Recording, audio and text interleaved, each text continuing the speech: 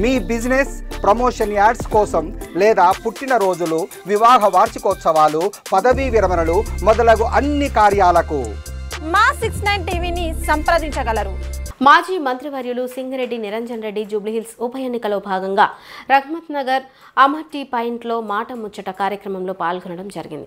ఈ సందర్భంగా మాజీ మంత్రి మాట్లాడుతూ జూబ్లీహిల్స్ ఉప ఎన్నికలో రోజురోజుకు దిగజారుతున్న కాంగ్రెస్ పార్టీ దుస్థితిని కాపాడుకోవడానికి మైనారిటీలను మభ్యపెట్టడానికి మాజీ క్రికెటర్ అజారుద్దీన్కు మంత్రి పదవి ఇస్తున్నారని, ఎన్నికల నియామావళిని ఉల్లంఘిస్తూ కేబినెట్ను విస్తరించడం కాంగ్రెస్ పార్టీ అనైతికతకు నిదర్శనమని అన్నారు.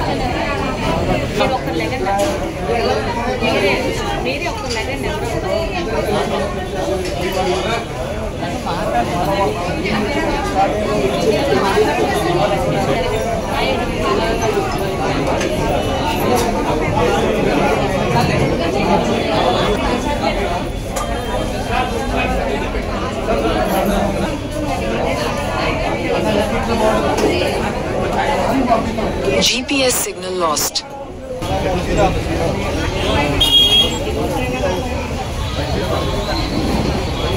ఎన్నికల ప్రచారంలో భాగంగా గత 10-12 రోజులుగా మేము వనపర్తి నియోజకవర్గానికి సంబంధించినటువంటి మా పార్టీ శ్రేణులు, నేను, నాతో పాటు మా నాయకులు ఈ రహమత్ నగర్లో ఉండేటువంటి ఒక 10 బూతుల ఏరియాలో ఈ ప్రచారంలో భాగస్వాములమైనాము.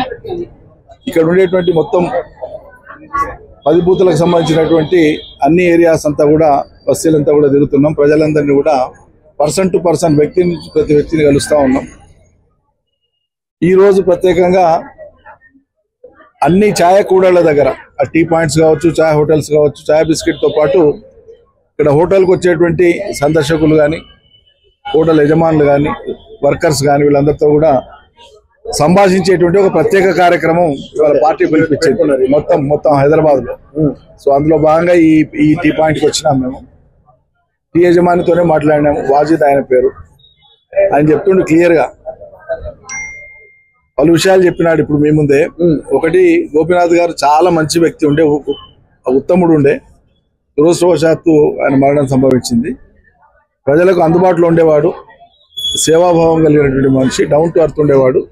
కాబట్టి డెఫినెట్గా మేము ఇప్పుడు ఆయన సతీమణికే వేయాలనుకుంటున్నాం అనుకుంటున్న మాట ఒకటి చెప్పినాడు. ఈ ప్రభుత్వం వచ్చినాక ఏమైనా మార్పు ఉంటుందేమో అని ఆశించినాము, కానీ షాదీ ముబారక్ గతి లేదు ఇప్పటిదాకా.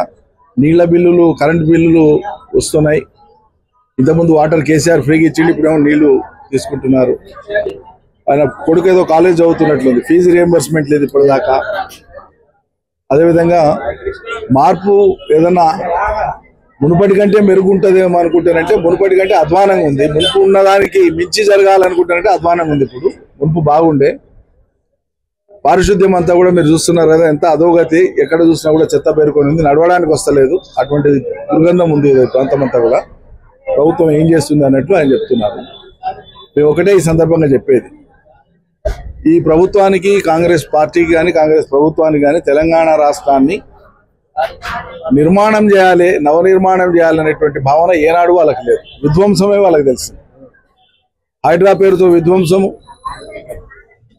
సంపన్నుల జోలికి పోకుండా గరీబోళ్ళ జోలికి పోయి గరీబోళ్ళ ఇండ్లను కూల్చడం, అరచేతిలో ప్రాణాలు పెట్టుకొని బతుకుతుంది. ఇప్పుడు రహమత్ నగర్ లాంటి ఏరియా, జూబ్లీహిల్స్ లో ఉండేటువంటి పేద బస్తీలన్నీ కూడా వెనకటి నుంచి ఆయన స్వామి గారు ఎమ్మెల్యే ఉన్నప్పుడు కానీ, పి జనార్దన్ రెడ్డి గారు ఎమ్మెల్యే ఉన్నప్పుడు కానీ పేదలకు ఆశ్రయం కల్పించినటువంటి ప్రాంతాలు ఎక్కువగా ఇక్కడ ఉన్నాయి. వేల సంఖ్యలో ఇండ్లు, చిన్న చిన్న ప్లాట్లు 60 గజాలు, 90 గజాలు, 100 గజాలలో అవకాశం లేక స్థలం తక్కువ ఉంది కాబట్టి బహుళంతస్తులు కట్టుకుంటారు ప్రజలు. కొంత వాళ్ళు ఉంటూ కొంత కిరాయిలకు ఇచ్చుకుంటూ జీవనం చేస్తున్నారు. ఇలా వాళ్ళ భయం ఏంటంటే రేపు వచ్చి మీకు ఏ రకమైనటువంటి పర్మిషన్లు లేవని ఏడగూల కొడతారు అనేటువంటి భయంలో ఉన్నారు ప్రజలు. ప్రశాంతంగా పడుకునే పరిస్థితి లేదు. అట్లా భయానకమైనటువంటి ఒక వాతావరణాన్ని కల్పించారు. పెన్షన్లు లేవు, మాట ఇచ్చిన ఏ ఒక్క గ్యారంటీ అమలు అయితే లేదు. ఇవన్నీ అమలు కాకపోగా ప్రజలు బిక్కుబిక్కుమని బతకాల్సినటువంటి పరిస్థితి కల్పించింది వాళ్ళ కాంగ్రెస్ ప్రభుత్వం.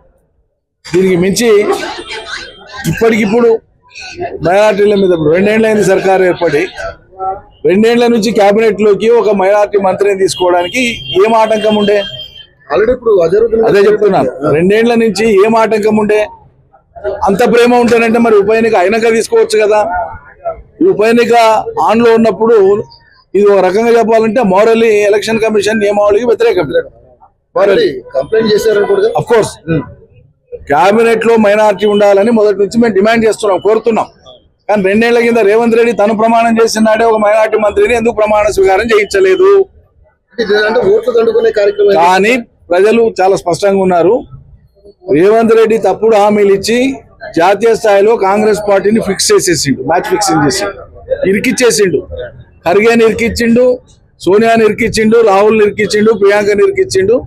కాంగ్రెస్ పార్టీ ఒక్క రాష్ట్రం కోసం భారతదేశంలో ఏ రాష్ట్రంలో కూడా ముఖం చెల్లే పరిస్థితులు ఏడమైన వాళ్ళు ఏమడుతున్నారు?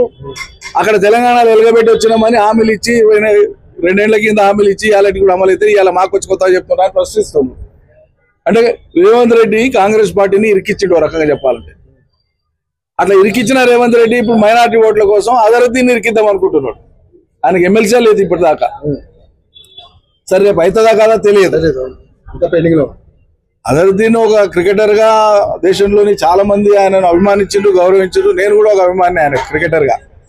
ఆయన క్రికెట్ ప్రతిభకు ముగ్ధులైన వాళ్ళమే అందరం. కానీ ఈ రోజు పరిస్థితులలో ఆయన మంత్రి పదవి ఆశ చూపినంత మాత్రాన ఇట్లున్న మాటలు ఇట్లా టిల్ట్ అయిపోతారా, తిరుగుతారా? అంటే ప్రభుత్వానికి ఉండేటువంటి అవివేకమైనటువంటి, ముందు చూపు లేనటువంటి, స్వార్థపూరితమైనటువంటి ఒక వైఖరిని తెలియజేస్తుంది ఇదంతా కూడా. ఇంత తెలుసుకోలేనంత అమాయకులు అనండి ప్రజలు.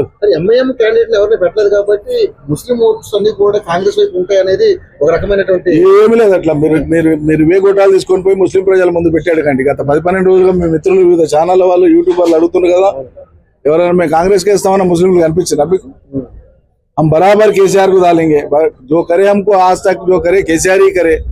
शादी मुबारक दिए केसीआर दिए, फीस रियम्बर्समेंट दिए केसीआर दिए, गोपीनाथ साहब नला रखा है, करंट लाए, ड्रेनेज कराए, रोडा दलाए, लाइटा दलाए, हर कोई सहूलत गोपीनाथ साहब करे और केसीआर साहब करे. इन्हें क्या करा बोल के हमको डालते చెప్తున్నారు. వీళ్ళు ఏం చేసినారని మేము వేస్తామండి? మమ్మల్ని ధోకా చేసింది కాంగ్రెస్. ఒకటే చేసింది, ముస్లింలకు మోసం చేసింది కాంగ్రెస్. చేసినటువంటి ఒకటే ఒక గొప్ప పని ఏంటంటే ముస్లింలను మోసగించడమే కాంగ్రెస్ చేసిన పని.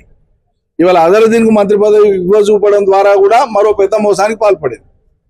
చిత్తశుద్ధి ఉంటే, నిజాయితీ ఉంటే 20 నెలల కింద నేను ఇంతకుముందు చెప్పినట్లు రేవంత్ రెడ్డి ప్రమాణ స్వీకారం చేసినాడే ముఖ్యమంత్రిగా ఒక ఉప ముఖ్యమంత్రినో ఒక కీలకమైన శాఖలోనో ఒక ముస్లిం మైనార్టీ అంతమంది నాయకులు ఉన్నారు కదా, వాళ్ళకు పార్టీకి పనిచేసిన వాళ్ళు ఉన్నారు కదా. మరి వాళ్ళని ఎవరిని చేసుకోకుండా ఇప్పుడు మాత్రం ఎందుకు పెడుతుండ్రు? అది స్పష్టంగా కనిపిస్తుంది.